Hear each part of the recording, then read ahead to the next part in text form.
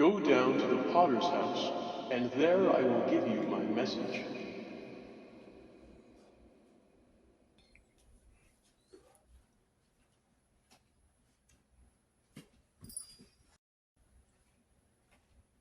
So I went down to the potter's house and saw him working at the wheel.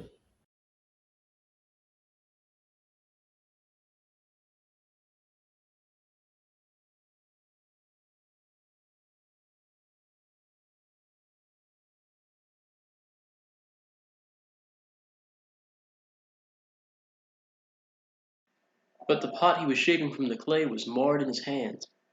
So the potter formed it into another pot, shaping it as seemed best to him. Then the word of the Lord came to me. He said, Can I not do with you, Israel, as the potter does? declares the Lord.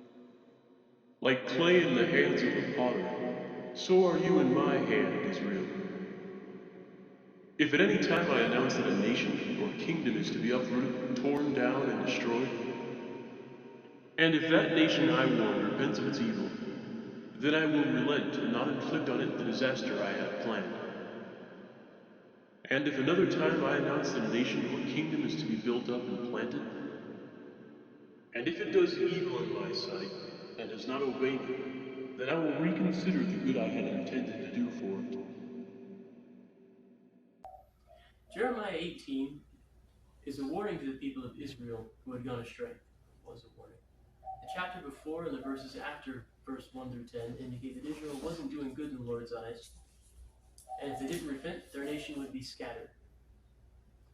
An example of this can be found in Jeremiah 17, verse 27, where God said that if Israel didn't keep the Sabbath day holy by not carrying a load through the gates, he would kindle an unquenchable fire in the gates of Jerusalem that would destroy their fortress. Jeremiah 18 doesn't just serve as a warning to the people of Israel, but also offers an analogy that relates to human existence. The pottery example in chapter 18 shows how God shapes Israel, and the explanation after Jeremiah sees the potter destroy and remake the pot gives an example of how the world will be able to see Israel is in God's hands due to the severity of his punishments and by how they prosper. In a similar way, I think, God shapes humans as an example to his other creations to show his glory. An example of this can be found near the beginning of Job, where a conversation between Satan, the accuser, and God took place.